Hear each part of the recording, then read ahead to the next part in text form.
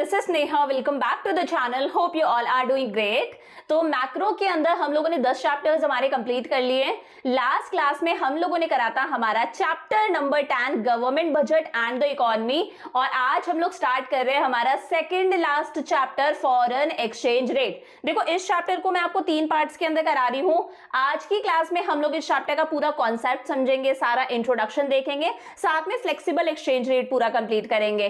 Then कल की class में हम लोग करेंगे फिक्स्ड एक्सचेंज रेट, साथ में मैनेज फ्लोटिंग। परसों की क्लास में मैं छोटी छोटी चीजें कराऊंगी, जैसे flexible exchange rate, fixed exchange rate, इनके क्या मेरिट्स होते हैं, क्या डीमेरिट्स होते हैं, फॉरेन एक्सचेंज की डिमांड क्यों करी जाती है, इसकी सप्लाई क्यों होती है। तो परसों हम लोग इस चैप्टर को कंप्लीट कर लेंगे। तो शुरू करते हैं हम लोग हमारा पार्ट 1। अच्छा देखो, इस चैप्टर के जितने भी नोट्स हैं, सारे नोट्स आपको मेरे टेलीग्राम चैनल पर मिल जाएंगे। जैसे ही ये चैप्टर कंप्लीट होगा, सारे नोट्स मैं टेलीग्राम पर अपलोड कर दूंगी, तो नोट्स आप वहां से कलेक्ट कर सकते हो। चैनल का नाम है NY classes bye Neha Jangid. तो ये टेलीग्राम चैनल का नाम है, यहां से आप सारे नोट्स कलेक्ट कर सकते हो। तो शुरू करते हैं हम लोग। देखो, क्या नाम है चैप्टर का? Foreign exchange rate. तो सबसे पहले तो ये समझो फॉरेन एक्सचेंज क्या होता है, उसके बाद में हम लोग आएंगे फॉरेन एक्सचेंज रेट क्या होता है। देखो, फॉरेन एक्सचेंज का मतलब है हमारी कंट्री की करेंसी के अलावा, इंडियन रूपी के अलावा दुनिया की जितनी भी करेंसीज हैं, चाहे वो US डॉलर हो, चाहे वो ब्रिटिश पाउंड हो, यूरो हो, दिरहम हो, ये सारी करेंसीज हमारे लिए क्या है? फॉरेन एक्सचेंज है। क्या समझे? हमारी करेंसी के अलावा, इंडियन रूपी के अलावा दुनिया की जितनी भी करेंसीज हैं, वो सारी करेंसीज हमारे लिए क्या है? हमारा फॉरेन एक्सचेंज। हमारी कंट्री का जो सेंट्रल बैंक है, रिजर्व बैंक ऑफ इंडिया है, उसके पास में अलग अलग कंट्रीज की करेंसीज होती हैं, उसके पास में अलग अलग कंट्रीज की करेंसी का रिजर्व रखा हुआ है। वही क्या है? हमारा फॉरेन एक्सचेंज रिजर्व है, हमारा फॉरेक्स रिजर्व है। तो फॉरेन एक्सचेंज का मतलब है it refers to foreign currency. दुनिया की जितनी भी करेंसीज है ना, इंडियन रूपी के अलावा, वो सारी करेंसीज हमारे लिए क्या है? हमारा foreign exchange. It refers to the stock of all foreign currencies with the RBI at a point of time. At a point of time, इस वक्त हमारे RBI के पास में, रिजर्व बैंक ऑफ इंडिया के पास में जितना भी दूसरी कंट्रीज की करेंसी का रिजर्व रखा हुआ है, US डॉलर का रिजर्व रखा हुआ है, ब्रिटिश पाउंड का रिजर्व रखा हुआ है, दिरहम का रिजर्व रखा है, यूरो का रिजर्व रखा है, वो सब कुछ हमारे लिए क्या है? हमारा फॉरेन एक्सचेंज। समझ में आया फॉरेन एक्सचेंज होता क्या है?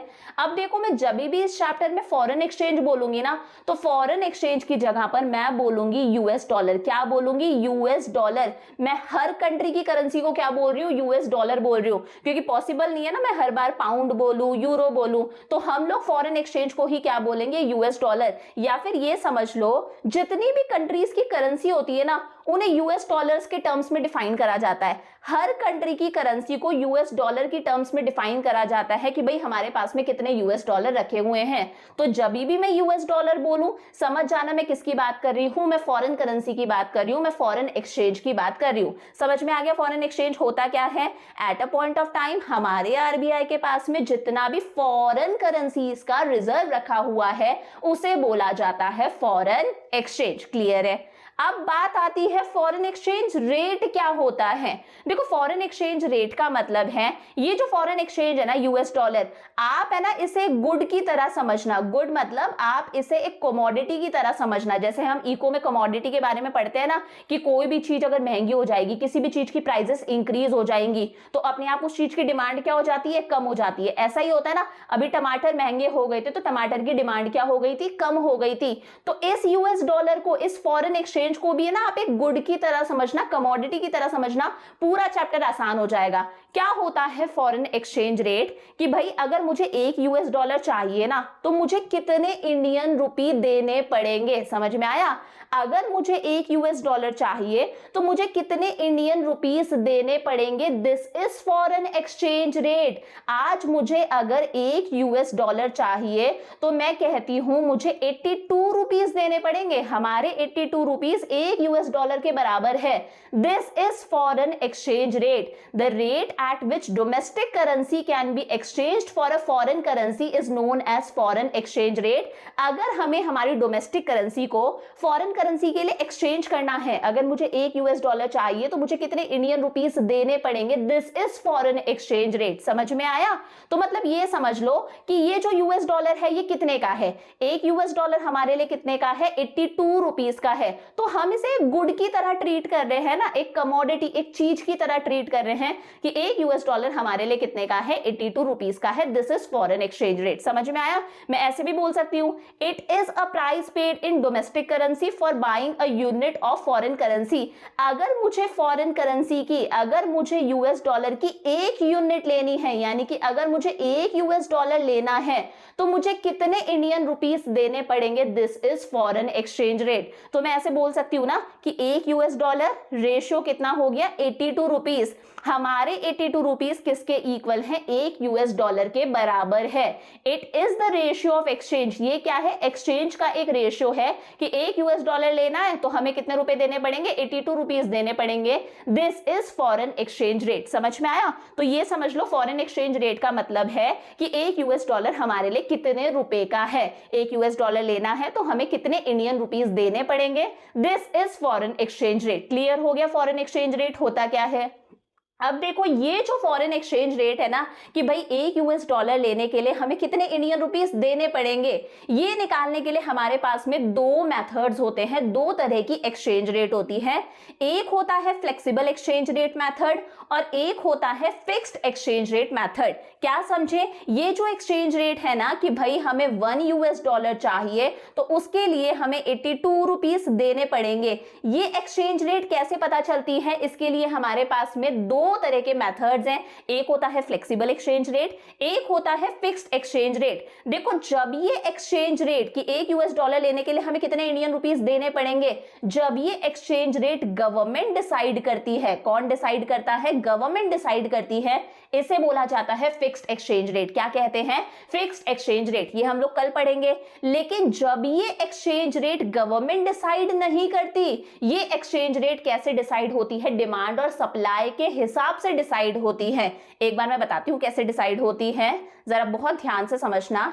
जब ये एक्सचेंज रेट डिमांड और सप्लाई के हिसाब से डिसाइड होती है, मैंने बोला ये एक्स एक्सिस है, ये वाई एक्सिस है। एक्स एक्सिस पर हम लोग बता रहे हैं यूएस डॉलर की डिमांड और सप्लाई। मैंने क्या कहा, यूएस डॉलर ही हमारे लिए क्या है, हमारा फॉरेन एक्सचेंज है, फॉरेन करेंसी है। तो मैं कह रही हूं यहां पर मैं दिखाऊंगी demand and supply of foreign exchange, और हमारे लिए फॉरेन एक्सचेंज, फॉरेन करेंसी का मतलब है यूएस डॉलर। एक्स एक्सिस पर हम लोग यूएस डॉलर की डिमांड और सप्लाई दिखा रहे हैं और यहां पर हम दिखाएंगे रेट ऑफ एक्सचेंज, यानी कि foreign exchange rate, rate of exchange, कि भाई अगर हमें 1 यूएस डॉलर चाहिए तो हमें कितने इंडियन रुपीस देने पड़ेंगे। रेट को ही हम ऐसा समझ सकते हैं, ये क्या है, प्राइस है। जैसे हम लोग गुड्स के लिए प्राइस बोलते हैं ना कि ये चीज कितने की आ रही है, तो उसी रेट का मतलब है प्राइस कि 1 यूएस डॉलर कितने का आता है। तो जब ये एक्सचेंज रेट डिमांड और सप्लाई के हिसाब से डिसाइड हो, मैंने कहा ये क्या है, डिमांड है। किसकी डिमांड है, यूएस डॉलर की डिमांड है। अभी आगे चल के समझेंगे हम। मैंने कहा ये यूएस डॉलर की डिमांड है। हमेशा डिमांड कर कैसा होता है, डाउनवर्ड स्लोपिंग होता है, माइक्रो में पढ़ के आए हैं। वहीं मैंने कहा कि ये क्या है, ये सप्लाई है। किसकी सप्लाई है, यूएस डॉलर की मार्केट के अंदर सप्लाई है। इतनी तो यूएस डॉलर की डिमांड है, लोग डिमांड कर रहे हैं यूएस डॉलर की, लोग ट्रेड करना चाहते हैं यूएस के साथ में। ये यूएस डॉलर की सप्लाई है। जहां पर ये दोनों इंटरसेक्ट कर गए ना इस ई पॉइंट पर, ये क्या डिसाइड हो जाती है, ये रेट डिसाइड हो जाती है। ये ओ से लेकर आर क्या है, रेट है कि भाई हम कितने इंडियन रुपीस दे कि हमारे पास में 1 यूएस डॉलर आए। मैंने कहा 1 यूएस डॉलर जो है, 1 यूएस डॉलर वो किसके बराबर है, वो 82 रुपीस के बराबर है। ये रेट डिसाइड हो गई। तो जब ये रेट हमारी सप्लाई और डिमांड के अकॉर्डिंग डिसाइड होती है, गवर्नमेंट डिसाइड नहीं करती, इसे बोला जाता है फ्लेक्सिबल एक्सचेंज रेट। समझ में आ गया? जब ये रेट हमारी कैसे डिसाइड होती है, डिमांड कितनी है और सप्लाई कितनी है, वो भी किसकी, फॉरेन एक्सचेंज की, यूएस डॉलर की, उसके अकॉर्डिंग जब रेट डिसाइड होती है इसे बोला जाता है फ्लेक्सिबल एक्सचेंज रेट। क्लियर है बातें?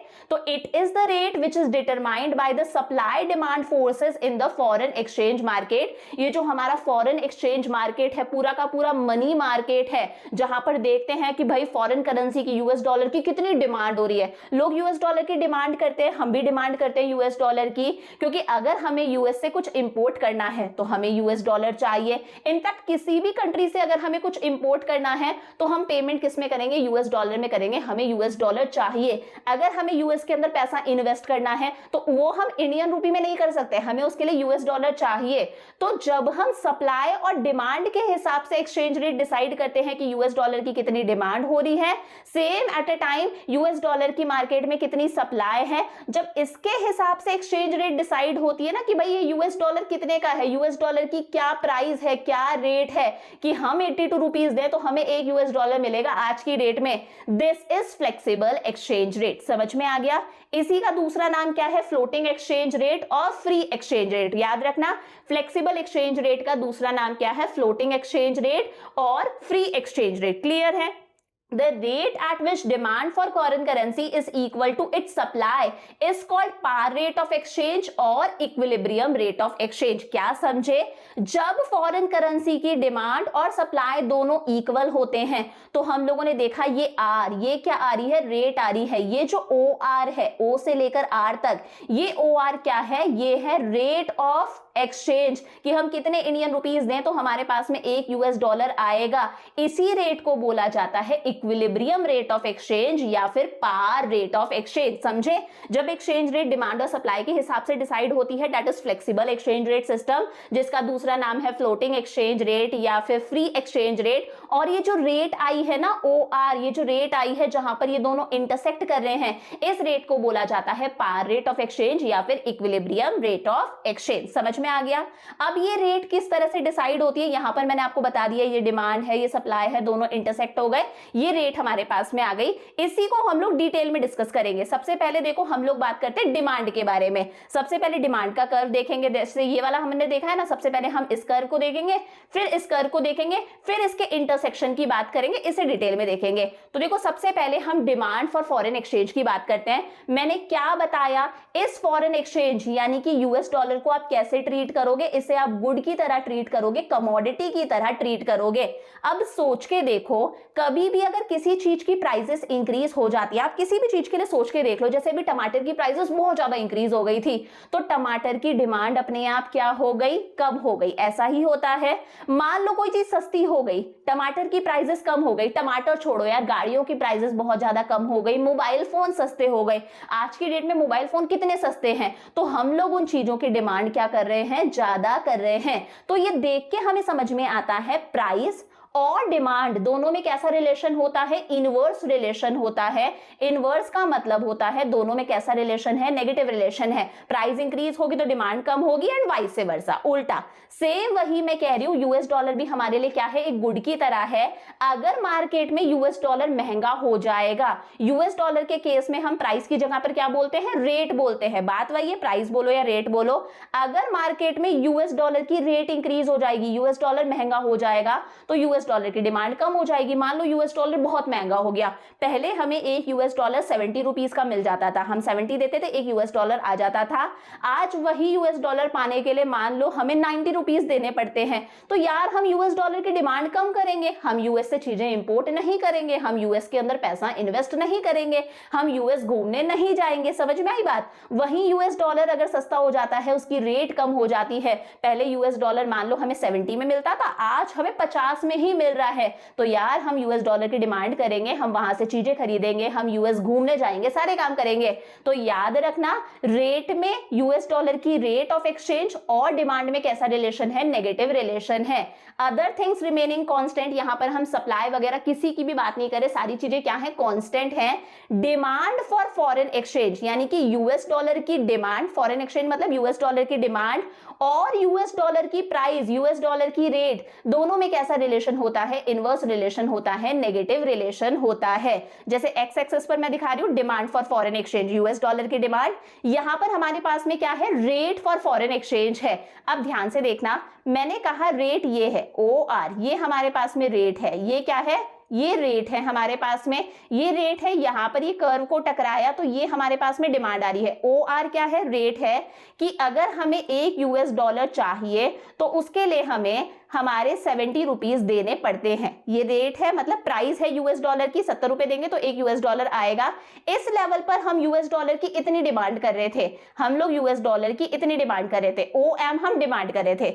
मैंने कहा मान लो यूएस डॉलर महंगा हो गया, महंगा हो गया मतलब ऊपर की तरफ चले जाएगा, मतलब अब मैं बोल सकती हूं ये रेट है, ये क्या है, यूएस डॉलर की रेट है, OR1 इसे नाम दे दो कि अगर $1 हमें चाहिए ना तो अब हमें 70 की बजाय अब हमें 80 रुपीस देने पड़ेंगे। मतलब यूएस डॉलर महंगा हो गया, पहले 70 रुपए में $1 आ जाता था, अब 80 रुपए में $1 आता है। तो आप देख लो इस पॉइंट पर इंटरसेक्ट कर रहा है, नीचे लेकर आओगे तो अपने आप देख सकते हो यूएस डॉलर की डिमांड कम हो गई। एक्स एक्सिस पर हम डिमांड दिखा रहे ना, पहले डिमांड कितनी थी, जब रेट OR थी तो डिमांड OM थी, जब रेट OR1 हो गई, इंक्रीज हो गई, तो अपने आप यूएस डॉलर की डिमांड क्या हो गई है, कम हो गई है, ON हो गई है।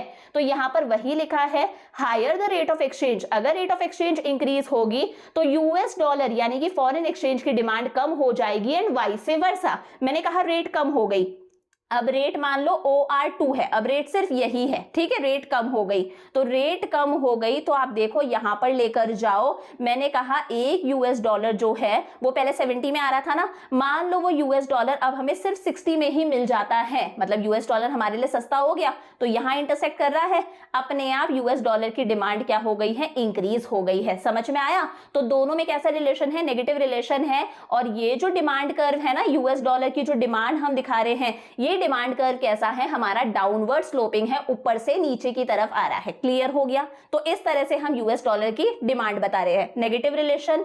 साथ में हम लोग बात करते हैं सप्लाई ऑफ फॉरेन एक्सचेंज, यानी कि इसी यूएस डॉलर की सप्लाई। अब देखो याद रखना, प्राइस और डिमांड में कैसा रिलेशन होता है, नेगेटिव रिलेशन होता है, लेकिन प्राइस और सप्लाई में कैसा रिलेशन होता है, पॉजिटिव रिलेशन होता है। किसी भी चीज की जब प्राइसेस बहुत ज्यादा बढ़ जाती है ना, कोई चीज महंगी हो जाती है, तो लोग उस चीज की सप्लाई बढ़ा देते हैं, प्रोड्यूसर्स उस चीज की सप्लाई बढ़ा देते हैं कि यार महंगे में बेचेंगे तो अपने को प्रॉफिट होगा ना। फॉर एग्जांपल मान लो आपने कोई चीज 70 रुपए में खरीदी थी, आज उस चीज की प्राइस 100 रुपीज हो गई है, तो आप उस चीज को बेचना चाहोगे ना। आपने कोई चीज 70 में खरीदी, आज वो चीज 100 की है, तो आप उसे बेचना चाहोगे, आप उसे सेल करना चाहोगे, आप उसकी सप्लाई करोगे, क्योंकि सेल करने पर आपको प्रॉफिट होगा। तो अगर किसी चीज की प्राइसेस इंक्रीज होती हैं तो सप्लाई बढ़ जाती है ताकि प्रॉफिट हो, ज्यादा में वो चीज बेची जाए। वहीं अगर कोई चीज सस्ती है, आपने कोई प्रॉपर्टी खरीदी है, उसकी प्राइसेस गिर गई हैं, तो आप उसे बेचना चाहोगे क्या? नहीं। कौन अपना लॉस करा के उस चीज को बेचना चाहता है? आप वेट करोगे कि यार महंगी हो तब बेचूं, तो अपने आप उस चीज की सप्लाई क्या हो जाती है, डिक्रीज हो जाती है। सेम वही खेल फॉरेन एक्सचेंज के साथ में भी है। अगर फॉरेन एक्सचेंज की रेट इंक्रीज हो जाती है, यूएस डॉलर महंगा हो जाता है, आपने यूएस डॉलर खरीद के रख रखा है 70 रुपीज का, आज वही यूएस डॉलर 100 रुपीज का हो गया है, तो आप उसे बेचना चाहोगे ना यार, बेचोगे तो आपको प्रॉफिट होगा, तो अपने आप यूएस डॉलर की सप्लाई क्या हो जाएगी, इंक्रीज हो जाएगी। और अगर यूएस डॉलर की रेट कम हो गई है, आपने यूएस डॉलर 70 में खरीद रखा था, आज मान लो वो यूएस डॉलर सिर्फ मार्केट में 50 रुपए का मिल रहा है, तो क्या आप उस यूएस डॉलर को बेचना चाहोगे? अपना लॉस क्यों कराओगे? अपने आप आपकी सप्लाई क्या हो जाएगी, कम हो जाएगी। तो दोनों में कैसा रिलेशन होता है, पॉजिटिव रिलेशन होता है। अदर थिंग्स रिमेनिंग कांस्टेंट, यहां पर डिमांड कांस्टेंट रहेगी। जब डिमांड की बात कर रहे थे तब सप्लाई कांस्टेंट थी, जब सप्लाई की बात कर रहे हैं तो डिमांड कांस्टेंट रहेगी। Supply of foreign exchange, foreign exchange की सप्लाई, यूएस डॉलर की सप्लाई और यूएस डॉलर की क्या रेट चल रही है, यूएस डॉलर कितने का है, हम कितने इंडियन रुपी दे कि हमारे पास में यूएस डॉलर आए, इन दोनों में कैसा रिलेशन है, पॉजिटिव रिलेशन है। अगर प्राइस इंक्रीज होगी, रेट इंक्रीज होगी, यूएस डॉलर महंगा होगा तो यूएस डॉलर की सप्लाई इंक्रीज हो जाएगी, एंड वाइस वर्सा, अगर यूएस डॉलर सस्ता होगा तो यूएस डॉलर की सप्लाई कम हो जाएगी। सोच के देख लो, मैंने कहा रेट है OR, ये रेट है, तो इस रेट के हिसाब से हमारा सप्लाई कर्व यहां आ रहा है, नीचे लेकर जाओ, यहां पर आ रहा है एम पर। जब रेट ओ आर है तो हमारे पास में सप्लाई कितनी है यूएस डॉलर की, एक्स एक्सेस पर हम सप्लाई दिखा रहे हैं, वाई पर रेट दिखा रहे हैं। रेट का मतलब ही क्या होता है, यूएस डॉलर की कितनी प्राइस है, तो सप्लाई है ओ एम। मैंने कहा मान लो प्राइस इंक्रीज होके ओ आर 1 हो गई, अब प्राइस ये है, ऊपर जाता है मतलब इंक्रीज हो गई, प्राइस ये है, तो आप देख सकते हो हमारी सप्लाई भी इंक्रीज हो गई। जब हमारा राइटवर्ड शिफ्ट देखने को मिलता है ना, कोई चीज राइट साइड जाती है या फिर ऊपर की तरफ जाती है, वो इंक्रीज होता है। तो अब सप्लाई ओ एम की बजाय कितनी हो गई, ओ एन हो गई। पहले 1 यूएस डॉलर की कीमत थी मान लो 70 रुपीज, तो सप्लाई इतनी थी। अब मान लो 1 यूएस डॉलर की कीमत हो चुकी है 80 रुपीज, तो लोग सप्लाई करना चाहेंगे, महंगे में बेचना चाहेंगे ताकि उन्हें प्रॉफिट हो। समझ में आया? तो सप्लाई भी बता दिया मैंने आपको, डिमांड भी बता दिया। सप्लाई का कर्व कैसा है, अपवर्ड स्लोपिंग है, नीचे से ऊपर की तरफ जा रहा है। डिमांड वाला कैसा था, डाउनवर्ड स्लोपिंग था, ये कैसा है, अपवर्ड स्लोपिंग है, ऊपर की तरफ जा रहा है। अब यहां पर हम कैसे डिसाइड करेंगे रेट ऑफ एक्सचेंज, यानी कि कौन सी रेट, ये par rate of exchange, equilibrium rate of exchange कैसे डिसाइड करी जाती है, जब दोनों कर्व्स इंटरसेक्ट कर जाते हैं। ये हमारे पास में डिमांड हो गई, यूएस डॉलर की डिमांड, एक्स एक्सिस पर हम क्या दिखा रहे हैं, यूएस डॉलर की डिमांड भी, यूएस डॉलर की सप्लाई भी। वाई पर हम दिखा रहे हैं रेट ऑफ एक्सचेंज, यानी कि प्राइस ऑफ फॉरेन एक्सचेंज की कितने इंडियन रुपीज दे कि 1 यूएस डॉलर आए। तो ये डिमांड हो गई, ये सप्लाई हो गई। ये दोनों जहां इंटरसेक्ट कर रहे हैं, ई पर इंटरसेक्ट कर रहे हैं, तो ये ई क्या है, ये ओ आर जो हमारे पास में आ रहा है, this is rate of exchange. ये क्या है हमारे पास में, रेट ऑफ एक्सचेंज। समझ में आया? और ये क्या है, ई से लेके क्यू तक, ये क्या है हमारे पास में, कि ये ई क्यू है, यही यूएस डॉलर की डिमांड है, यही यूएस डॉलर की सप्लाई है। इस लेवल पर डिमांड और सप्लाई दोनों क्या है, इक्वल हैं। तो इक्विलिब्रियम रेट ऑफ एक्सचेंज यानी कि पार रेट ऑफ एक्सचेंज, ये जो ओ आर है, इसका पता हमें कैसे चलता है, जब भी फॉरेन एक्सचेंज की डिमांड, यूएस डॉलर की डिमांड किसके इक्वल हो, यूएस डॉलर की सप्लाई के इक्वल हो, यानी कि ये ई पॉइंट जब दोनों इक्वल होते हैं, उस पॉइंट को बोल दिया जाता है, ये जो ओ आर, ये जो रेट आ रही है, this is equilibrium rate of exchange, यानी कि par rate of exchange. It is a point where supply and demand curves in the foreign exchange market intersect each other. जब भी फॉरेन एक्सचेंज मार्केट के अंदर demand curve और supply curve दोनों intersect करेंगे, उस लेवल पर हम डिसाइड कर लेंगे पार रेट ऑफ एक्सचेंज क्या है, this is flexible rate exchange. समझ में आ गया अच्छे से? अब देखो यहां पर हम देखते हैं कि ऐसा ना हो तो क्या होगा, ध्यान से समझना। मैं एक बार यहां पर बना के बता देती हूं। ये हमारी क्या है, ये है यूएस डॉलर की डिमांड, ये क्या है, यूएस डॉलर की डिमांड है। यहां पर ये हम लोगों ने क्या बनाया था, ये है यूएस डॉलर की सप्लाई। समझ में आया? ये हम लोगों ने क्या डिसाइड करी थी, ये क्या आ रही थी हमारे पास में ई पॉइंट पर आर, ये हमारी आ गई थी equilibrium rate of exchange. Equilibrium rate of exchange क्या है, ओ से लेकर आर तक। इस ओ से लेकर आर तक क्या आई हमारे पास में, पार रेट ऑफ एक्सचेंज भी बोल सकते हो, पार रेट ऑफ एक्सचेंज। ठीक है, ऐसे ही पढ़ा था हम लोगों ने। और ये क्या है, ओ से लेकर एम तक, ये डिमांड और सप्लाई दोनों इक्वल है। यूएस डॉलर की डिमांड भी ओ एम है, यूएस डॉलर की सप्लाई भी कितनी है, ओ एम है। अब क्या हो अगर ये रेट थोड़ी ज्यादा हो जाए या फिर कम हो जाए। पहली सिचुएशन देखना, if the rate of exchange rises to O R 1, imagine करके देखो ये रेट अभी ओ आर है, अगर ये रेट इंक्रीज होके ओ आर 1 हो जाए, यानी कि इंक्रीज हो जाए, अभी ओ आर है, मैंने कहा ये रेट ओ आर 1 हो गई। अब हमारे पास में रेट क्या है, ये है। अब हमारे पास में रेट क्या है, ये है। अब बहुत ध्यान से देखना, एक बार पेन चेंज करते हैं। रेट क्या है हमारे पास में, रेट हमारे पास में है ओ आर 1। इस रेट के हिसाब से ये जो ओ आर 1 है, ये डिमांड को कहां इंटरसेक्ट कर रहा है, इस पॉइंट पर, यही इंटरसेक्ट कर रहा है। तो आप इसे नीचे लेकर चले जाओ, मतलब इस पॉइंट पर डिमांड कितनी है, ओ एन है, और सप्लाई को कहां इंटरसेक्ट कर रहा है, ये सप्लाई वाला कर्व है ना, सप्लाई वाले को इंटरसेक्ट कर रहा है इस पॉइंट पर। ये हमारे पास में क्या है, सप्लाई है, मैंने एल नाम दे दिया, समझे। ये जो हमारा ओ आर वाला पॉइंट था, इस पॉइंट पर ई के नीचे आप लेकर आओ, मतलब दोनों चीजें सेम थी, ओ एम ही डिमांड थी, ओ एम ही सप्लाई थी, दोनों सेम थे। लेकिन अगर हम ओ आर 1 से देखें तो डिमांड कितनी हो रही है हमारे पास में, ओ एन हो रही है, और सप्लाई कितनी हो रही है, सप्लाई वाले को यहां इंटरसेक्ट कर रहा है, तो सप्लाई कितनी है, ओ एल है। क्या समझे, डिमांड कितनी है, डिमांड है ओ एन। समझ में आया, डिमांड कितनी है, ओ एन है। वहीं सप्लाई कितनी है, सप्लाई है OL मतलब देखकर समझ में आ रहा है अगर रेट इंक्रीज हो जाएगी, अगर यूएस डॉलर महंगा हो जाएगा, पहले ये एक यूएस डॉलर मान लो आ रहा था 80 रुपीस का, ठीक है, मैंने कहा ये रेट इंक्रीज हो गई, आज यही यूएस डॉलर आ रहा है सपोज 100 रुपए का, रेट इंक्रीज हो गई, तो हमारी डिमांड कम है, सप्लाई ज्यादा है, यही सिचुएशन हमें देखने को मिल रही है। इतनी यूएस डॉलर की डिमांड है और ये यूएस डॉलर की क्या है, सप्लाई है।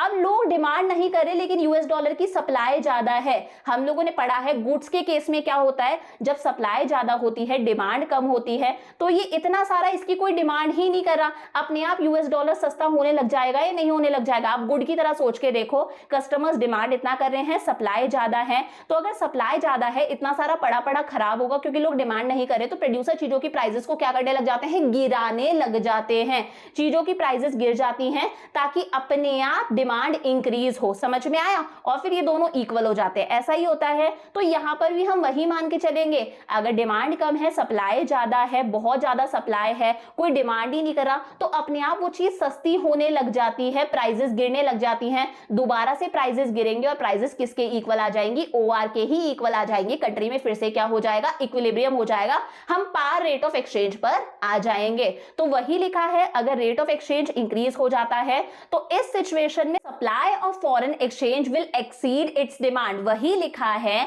कि भाई जो सप्लाई है वो डिमांड से ज्यादा हो जाएगी। अगर सप्लाई डिमांड से ज्यादा होगी, सप्लाई ज्यादा है, डिमांड कम है, लोग खरीदना ही नहीं चाहते, डिमांड ही कम कर रहे हैं, तो अपने आप वो चीज सस्ती हो जाती है, रेट ऑफ एक्सचेंज क्या होगा, गिरेगा, यूएस डॉलर की प्राइसेस गिरने लगेगी और दोबारा से प्राइसेस कितनी हो जाएंगी, OR हो जाएंगी, जो कि है हमारी इक्विलिब्रियम रेट ऑफ एक्सचेंज। समझ में आया?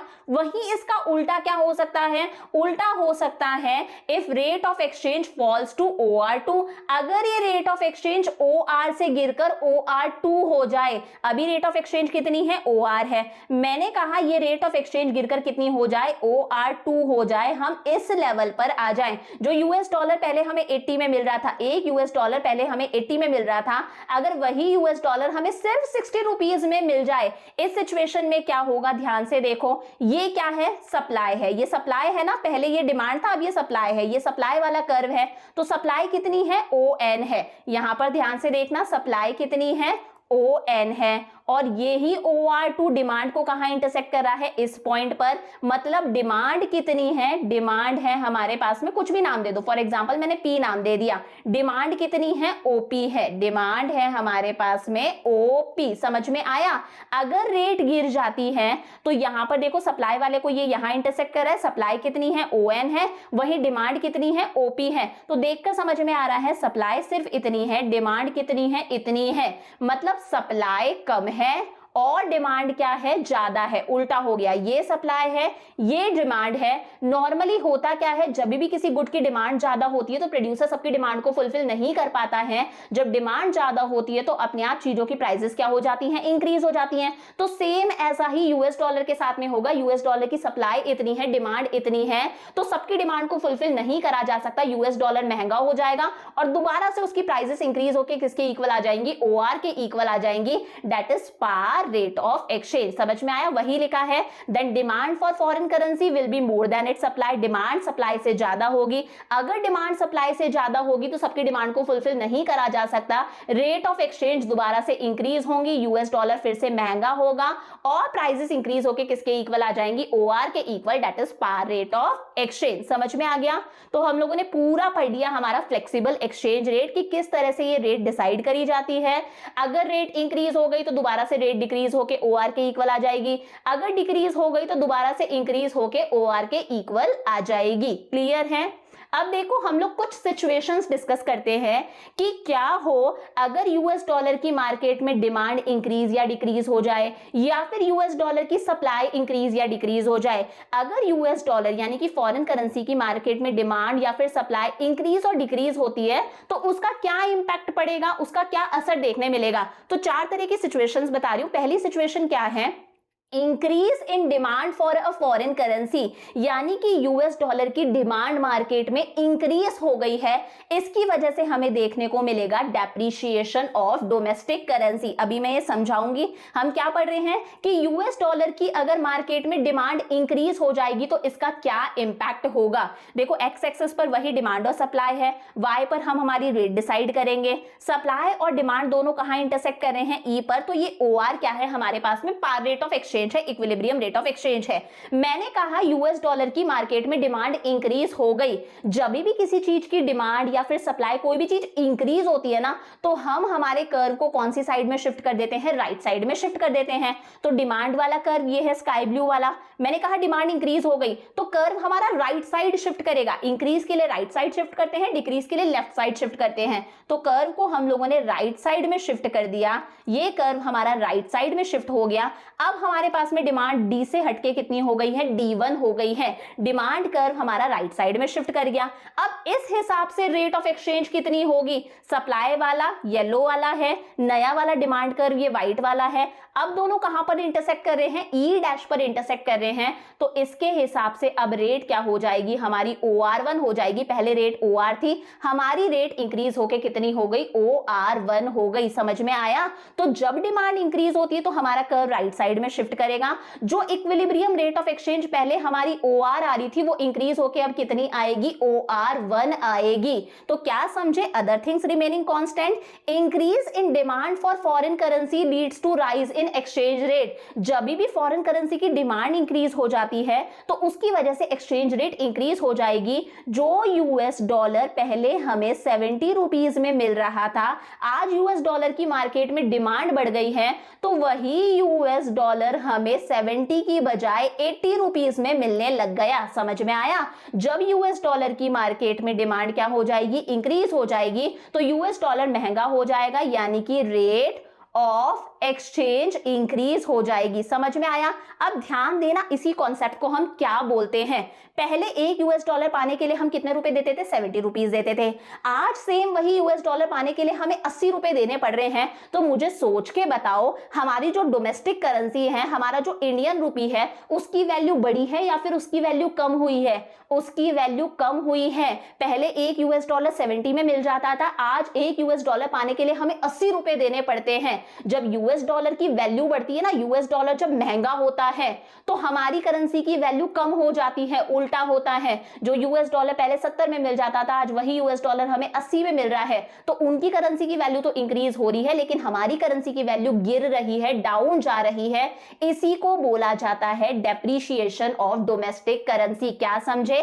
बाकी सारी चीजें कांस्टेंट हैं। अगर यूएस डॉलर की डिमांड इंक्रीज होगी तो उसकी वजह से एक्सचेंज रेट इंक्रीज हो जाएगी। अभी हम लोगों ने देख ही लिया, यूएस डॉलर महंगा हो जाएगा। इसी को बोला जाता है डेप्रिशिएशन ऑफ डोमेस्टिक करेंसी।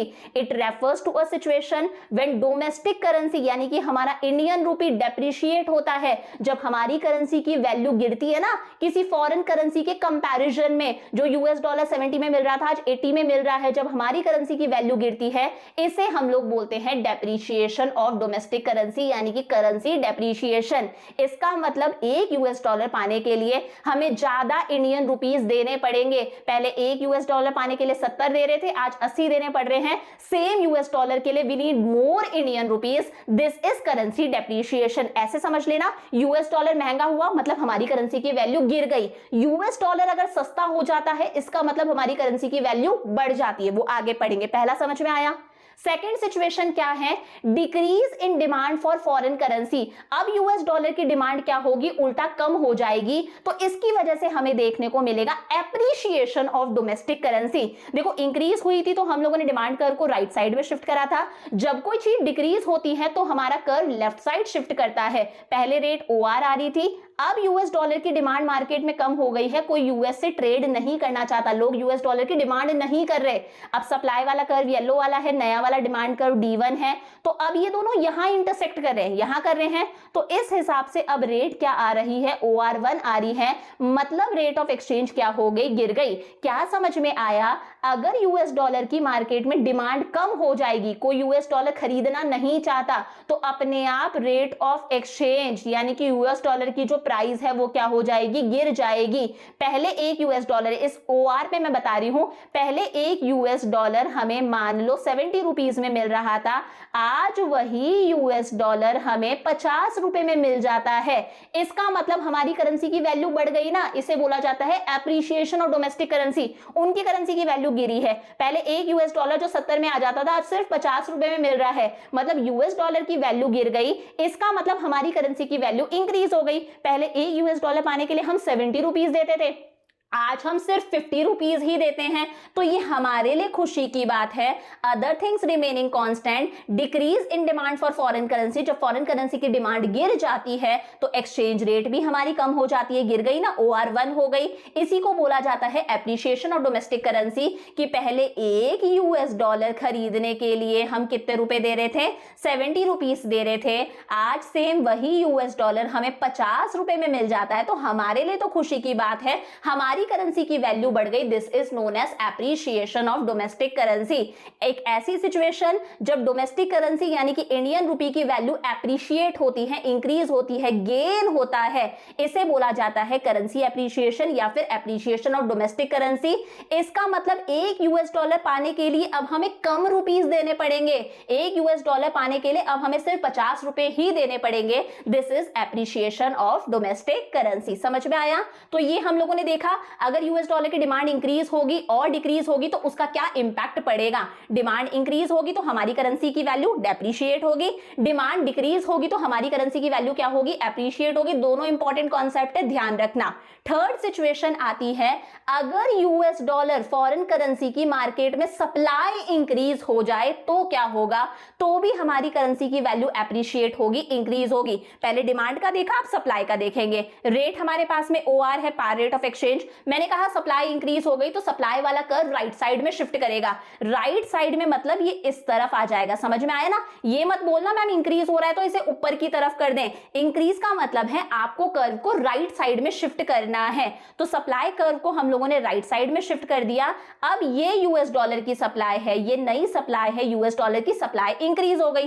पहले रेट OR थी, अब यहां इंटरसेक्शन हो रहा है, डिमांड और सप्लाई यहां इंटरसेक्ट करने हैं, तो अब हमारी रेट क्या हो गई है, OR1 हो गई है। रेट क्या हो गई, डिक्रीज हो गई।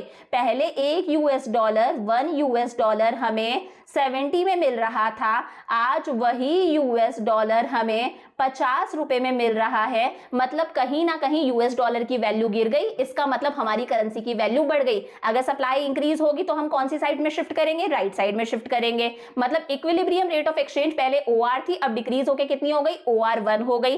Other things remaining constant, demand constant है, अगर सप्लाई इंक्रीज होगी तो एक्सचेंज रेट क्या हो जाएगी, गिर जाएगी, एक्सचेंज रेट डिक्रीज हो जाएगी। जो यूएस डॉलर पहले 70 का आ रहा था आज 50 रुपए में ही हमें मिल रहा है। इसका मतलब उनकी करेंसी की वैल्यू गिर गई और हमारी करेंसी की वैल्यू इंक्रीज हो गई। This is appreciation of domestic currency, कि एक यूएस डॉलर पहले हमें 70 का मिल रहा था, आज सेम वही यूएस डॉलर हमें 50 का मिल रहा है, तो हमारे लिए तो खुशी की बात है। डोमेस्टिक करेंसी यानी कि इंडियन रुपी की वैल्यू क्या हो रही है, एप्रिशिएट हो रही है, इंक्रीज हो रही है। तो एप्रिशिएशन हमें कब देखने को मिलता है, एक तो जब यूएस डॉलर की डिमांड कम हो जाए या फिर यूएस डॉलर की सप्लाई इंक्रीज हो जाए। लास्ट सिचुएशन क्या है कि यूएस डॉलर की सप्लाई कम हो जाए, यहां पर हमें क्या देखने को मिलेगा, डेप्रिशिएशन ऑफ डोमेस्टिक करेंसी, हमारी करेंसी की वैल्यू गिरेगी। तो अगर कोई चीज कम होती है तो हम हमारे कर्व को लेफ्ट साइड में शिफ्ट करते हैं। तो यहां पर सप्लाई क्या हो रही है, डिक्रीज हो रही है, ये सप्लाई का कर्व है, इसे लेफ्ट साइड में शिफ्ट कर दो। अब हमारा सप्लाई का कर्व ये है, अब ये है यूएस डॉलर की सप्लाई। पहले रेट ऑफ एक्सचेंज R थी, अब दोनों यहां इंटरसेक्ट कर रहे हैं ना, डिमांड और सप्लाई, तो अब हमारे पास में रेट ऑफ एक्सचेंज कितनी हो गई है, OR1 हो गई है। हमारी रेट ऑफ एक्सचेंज इंक्रीज हो गई। जो यूएस डॉलर हमारे पास में पहले ये समझ लो 70 रुपीज का मिल जाता था, आज वही यूएस डॉलर हमें 100 रुपीज का मिल रहा है, क्योंकि उसकी मार्केट में सप्लाई कम है। मैंने कहा डिमांड तो लोग इतनी कर रहे हैं, डिमांड तो सेम की सेम है, लेकिन यूएस डॉलर की मार्केट में सप्लाई कम हो गई है, तो सबकी डिमांड को फुलफिल नहीं करा जा सकता। This is the reason US dollar क्या हो गया, महंगा हो गया। सप्लाई कर्व हमारा लेफ्ट साइड में शिफ्ट करेगा। जैसे ही सप्लाई कम होगी, हमारी equilibrium rate of exchange, par rate of exchange जो OR थी, वो इंक्रीज होकर कितनी हो जाएगी, OR1 हो जाएगी। Other things remaining constant, demand यहां पर कांस्टेंट है। अगर यूएस डॉलर फॉरेन करेंसी की सप्लाई कम होती है तो एक्सचेंज रेट इंक्रीज हो जाती है। जो यूएस डॉलर पहले 70 का आ रहा था, अब वही यूएस डॉलर हमें 100 में मिलेगा। हमारे लिए दुख की बात है, मतलब इंडियन रूपी की वैल्यू डेप्रिशिएट हो रही है। This is known as depreciation of domestic currency. समझ में आ गया? इसी के साथ में, अच्छा ये हमारी सिचुएशन 1 थी जब डिमांड इंक्रीज हुई थी। जब डिमांड डिक्रीज हुई, सिचुएशन 2। जब डिमांड हमारी सप्लाई हमारी इंक्रीज हुई, सिचुएशन 3। और जब सप्लाई हमारी डिक्रीज हो रही है, दिस इज सिचुएशन 4। तो चारों सिचुएशंस हम लोगों ने देख ली। हम कंक्लूजन निकाल सकते हैं कि जब यूएस डॉलर की डिमांड जो है वो इंक्रीज होगी तो हमारी करेंसी की वैल्यू डेप्रिशिएट होगी। जब यूएस डॉलर की डिमांड डिक्रीज होगी तो हमारी करेंसी की वैल्यू एप्रिशिएट होगी। सप्लाई के साथ में उल्टा है, सप्लाई इंक्रीज होगी तो हमारी करेंसी की वैल्यू एप्रिशिएट होगी, और यूएस डॉलर की अगर सप्लाई डिक्रीज होगी तो हमारी करेंसी की वैल्यू डेप्रिशिएट होगी। तो फ्लेक्सिबल एक्सचेंज रेट हम लोगों ने पूरा कंप्लीट कर लिया। एक बार क्विकली रिवाइज करते हैं, दोनों में डिफरेंस देखते हैं। एप्रिशिएशन ऑफ डोमेस्टिक करेंसी यानी कि इंडियन रूपी की वैल्यू इंक्रीज हो रही है, डेप्रिशिएशन ऑफ डोमेस्टिक करेंसी यानी कि इंडियन रूपी की वैल्यू कम हो रही है। उल्टा चलता है, अगर यूएस डॉलर की मार्केट में रेट कम हो जाए, एक्सचेंज रेट कम हो जाए, मतलब हमारी करेंसी की वैल्यू बढ़ रही है। अगर यूएस डॉलर मार्केट में महंगा हो जाए, रेट बढ़ जाए, मतलब हमारी करेंसी की वैल्यू गिर रही है, depreciation of domestic currency. Meaning क्या है? It is a situation of fall in exchange rate. जब एक्सचेंज रेट कम हो जाती है, यूएस डॉलर सस्ता हो जाता है। जो यूएस डॉलर पहले हमें 70 में मिल रहा था, आज वही यूएस डॉलर हमें 50 रुपए में मिल रहा है। This is appreciation of domestic currency. वही यूएस डॉलर खरीदने के लिए हमें कम इंडियन रुपीज देने पड़ेंगे। वही डेप्रिशिएशन ऑफ डोमेस्टिक करेंसी का मतलब है जब एक्सचेंज रेट इंक्रीज हो जाए। पहले एक यूएस डॉलर 60 का आता था, आज वही यूएस डॉलर पाने के लिए हमें हमारे 82 रुपीज देने पड़ते हैं। तो वही more rupees are needed to buy 1 US dollar, मतलब हमारी करेंसी की वैल्यू क्या हो रही है, डेप्रिशिएट हो रही है। कॉजेस हम लोगों ने अभी देख ही लिए। अगर मार्केट में फॉरेन करेंसी की डिमांड कम हो जाए या फिर सप्लाई इंक्रीज हो जाए तो हमें क्या देखने मिलता है, एप्रिशिएशन देखने को मिलता है। अगर यूएस डॉलर की डिमांड इंक्रीज हो जाए या फिर सप्लाई कम हो जाए तो हमें क्या देखने को मिलता है, डेप्रिशिएशन ऑफ डोमेस्टिक करेंसी।